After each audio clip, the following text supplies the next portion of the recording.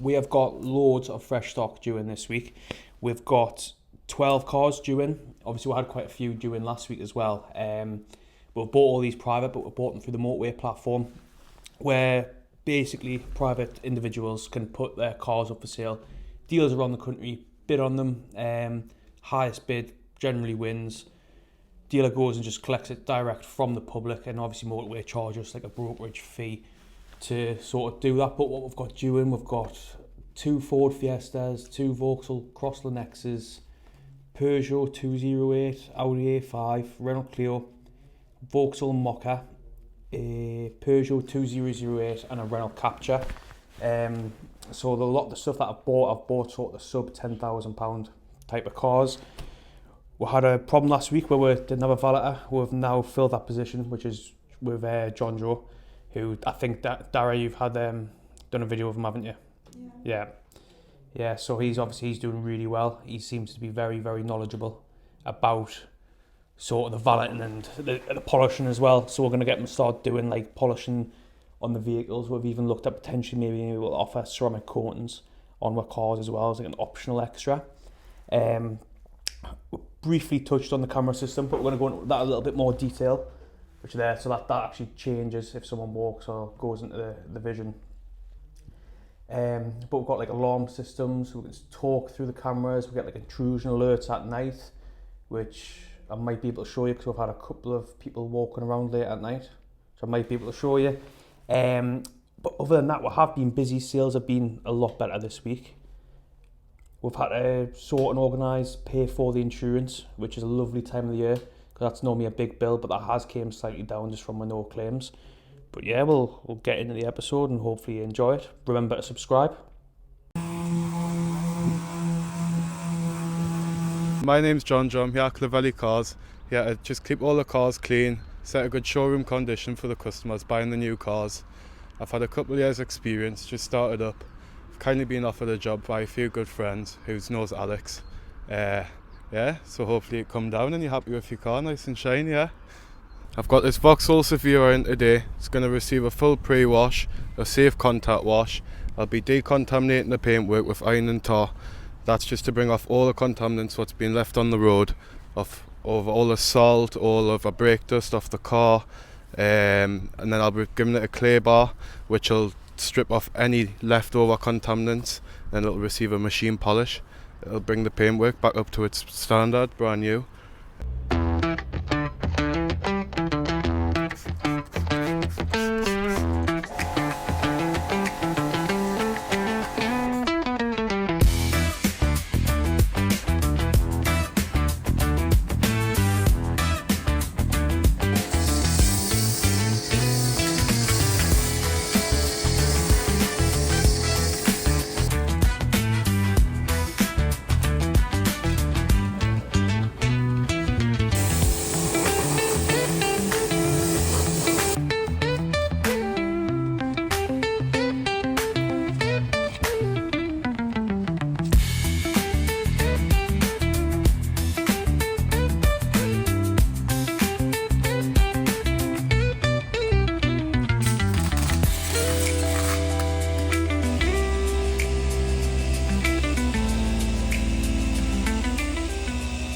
So this morning I sold an Audi A1 to a gentleman. He's bought it for his daughter who's just passed her test last week. So we've sent that down to the garage this afternoon to get MOT'd and serviced, and he'll be collecting that once it's back. Other than that, I've got a BMW 118i. Guy test drove it the other day, and we're still working with the finance company just trying to get the approval sorted and hopefully get him in that car towards the end of the week as well. But other than that, there's nothing really going on for me. I'm not sure what Kev's got going on, but he's hiding behind the door at the minute. So. Hi, so today hasn't been a fantastic day for selling yet, but I have made a few sort of tentative inquiries with people that they're looking to buy cars. One's a guy on a Qashqai through a third-party company. So hopefully we'll get him on today. Just been speaking to people on the pitch, so not a lot going on in an actual selling, but you know, making a little bit of progress on the groundwork. Hello, gorgeous girl. Are you walking? So I said in the last video that we were going to show you the CCTV. So we've got like it on both screens. Both offices got like a HDMI splitter in. So we've got 5 cameras. 5 cameras, 1, 2. Yep, 5 cameras. Got one straight out there onto the pitch here. On the other side of the pitch, covering the whole pitch. One in each office, which also has sound as well, which is quite beneficial. Especially if you have a customer who says, you know, you told me this, you told me that. It's always good to have that just to be able to double check stuff, or for the safety of our staff as well. The inside camera here, if I get it up, I can get it on my phone, and you can set off alarms.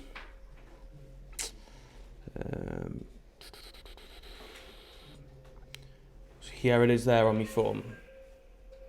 But follow us outside and I'll show you the alarm going off. Turn that down. If I can work out how to do it anyways. Close that door just for the dog.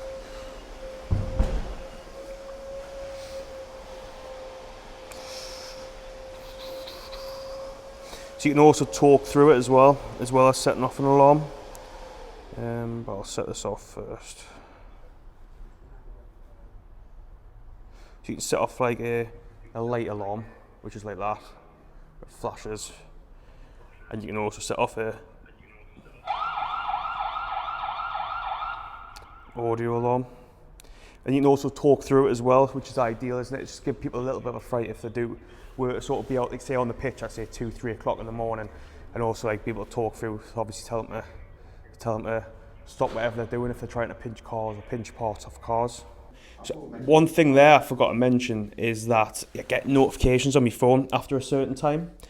That actually there, if you put that there quickly as well. So if say someone walks onto the pitch or car comes through, it's split onto that camera. That's more for so the salesman can see somebody walking onto the pitch, something like that. If they walk behind there's like a certain line, it'll also zoom in on that person so they can work out, like they can work out through there that there's someone on the pitch and they can go out and speak to them, because obviously from inside you can't see out onto the pitch. But here as well, you get like notifications in the night. So I think it starts from, I think that's probably it's set from just before, like when the gym opens. But obviously this will be the people coming into the gym to open up. So you get like a notification and it shows you, Nora, keep out of the way, man. It shows you the like who's there and stuff like that. So that's handy if it goes off, say it goes off in the middle of the night. It's always, you know, worth a check and see if there's someone on there doing something that they shouldn't be doing. So today, busy morning. I'm on my own today. My colleague Ken isn't in. He's on his day off. So everything happened to go off at once. 3 people came in to view vehicles and one wanted a test drive. And then literally after that, I had a lady picking up a vehicle. She wanted to change her van because she's got 3 kids into a nice Dacia Duster, which we've had in for a little while, but a lovely little car. And she went away happy as Larry. Not expecting anyone else in today as yet, but hopefully that'll get better. We've got something very exciting we've just taken delivery of. It's in a Valeter battery diagnostics checker. So the reason why we bought this is we had a customer the other day on the Polestar that we took out last week on a test drive who wanted to buy the car, but would only buy the car with a battery test to be done. So what this is, it's a fully independent, Valeter certified battery tester for hybrid and electric cars. So with this bit of kit, we can do a proper full check of the either hybrid or fully electric battery. It'll give you a state of health check. It doesn't just do that, it looks for any problems in the battery. It checks all the battery voltages on the individual cells, and what you get is a proper certificate to obviously advertise. So all of our cars, electric cars or hybrid cars that we sell, will come with this bit of kit here. Obviously there's multiple different cables for different cars. We can do 97% of electric and hybrid vehicles. We're also wanting to roll this out to the general public. So if you've bought a car and you want to get it checked, you've got a electric car coming at the end of its warranty period and you want to make sure the battery is working as it should before you run out of warranty, or you're looking to sell your car, because I reckon 73% of customers looking to buy an electric car would feel more confident in buying a car if it came with a proper independent certificate. And as well, it also raises the value of the car by about £600, having that peace of mind that the car is right.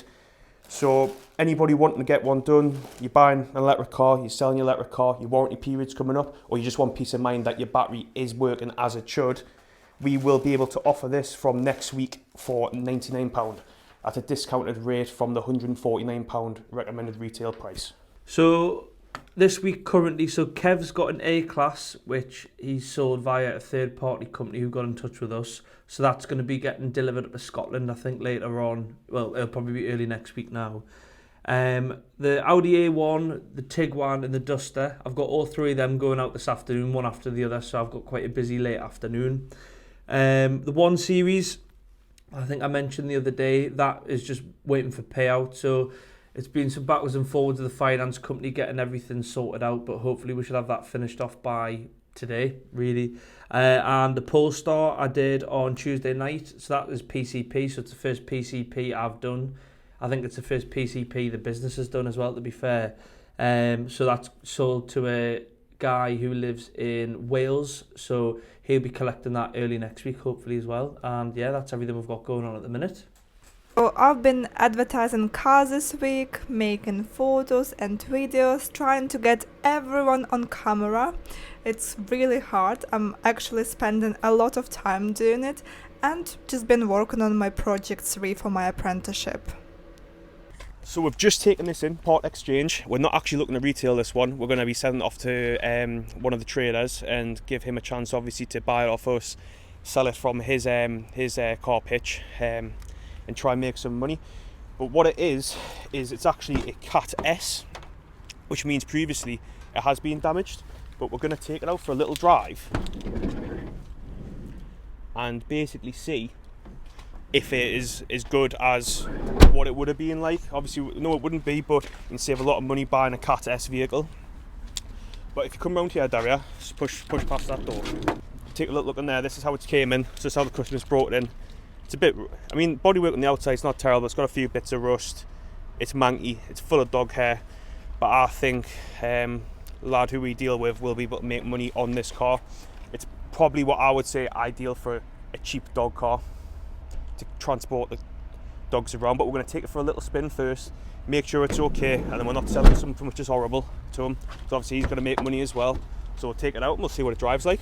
As you'll probably know, every car that we buy, like take in part exchange, we don't actually sell every car from our pitch. So we've got certain requirements that we want. You know, we don't want a car too old, too high mileage. Certain cars we won't actually sell. Obviously we don't sell any written off cars as well. So what we do with them, we've got a few options really. But the main two is to sell it to a trader, so another person who buys and sells cars, or to basically send it to the auction and try and basically get your money back or make a small, maybe £100-200 on a trade vehicle. So there's a local guy to us who buys 90% of our cars. There's a couple of traders that we do deal with. Some are better at different cars, some prefer different cars. So we've sort of got a little bit of a database about who likes what. Some people just want them all and they want to be able to make money. But I'm just going to take it around the block. Obviously, this is a Citroen Partner TP. No, it's a Peugeot Partner TP. Didn't even know what it was when I was getting in, to be honest with you. I've never actually seen it. It's the first time I've saw it. But it's got 104,000 miles on it. And like I was saying before, I think this would be perfect for someone who wants a cheap, largish vehicle for, say, a dog or a couple of dogs. Something that people wouldn't be bothered about, chucking the dog in, going to the beach, getting covered in sand, wet, and throwing them back in the car. It's the ideal dog car. I mean, it could be a nice family car as well. It could be, yeah. It could be a nice family car. I mean, what we're going to ask for it is £1,000. I would like £1,000 for it. Retail on it, Auto Trader retails £3,500. So if it was to be on a pitch at a car dealership, it'd be £3,500. I'm asking the trader for £1,000. That's us to make a small amount of money, and him to hopefully make a small amount of, well, a bigger amount of money as well, because he's obviously the one taking on the majority of risk. Because when it comes to trade, you know, it's not like when we sell a car to the general public. There's obviously all your statutory rights. We provide warranty, we provide a good service. Any issues, we'll get them sorted.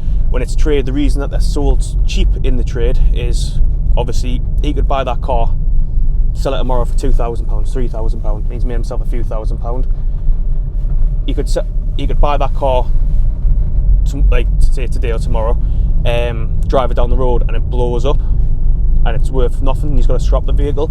That's obviously the risk that a car trader's obviously got to be willing to take. It's a bit like a gamble. It's like a cost of a coin. See if he can make money.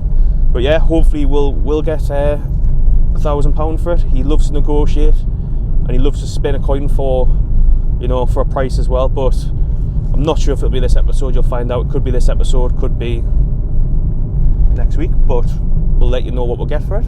So we've had a very busy week this week. We have done, let's have a look. So we've sold a couple of our overage stock as well. We managed to sell the Polestar, which we've done the test drive video on last week, and that was all down to using, we've just got a new bit of kit, which we've shown you in this video, which you already would have seen, of the battery testing kit. So the main reason that that customer bought that car was because we could give him a full independent diagnostics check of the battery. So that's obviously very, very handy to do, which we're going to try roll that out to the public as well, to obviously people offer that to use. We have got something really exciting coming up.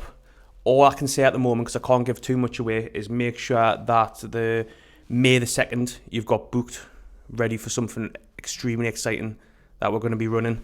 Coming up as well, Ken's off all next week, so Daria's going to jump onto sales and see if she can sell cars, and just going to give that a try, just to obviously help out Kev, but he's probably going to be too busy. Recently as well, we've been getting pretty much 100% of customers coming in, leaving us 5-star reviews, which we're very, very, very happy with.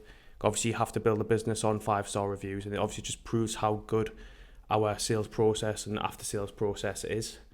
But yeah, like I said, make sure you keep May the 2nd in your diary free. Hope you've enjoyed the video, and make sure to like, subscribe and share the video as well.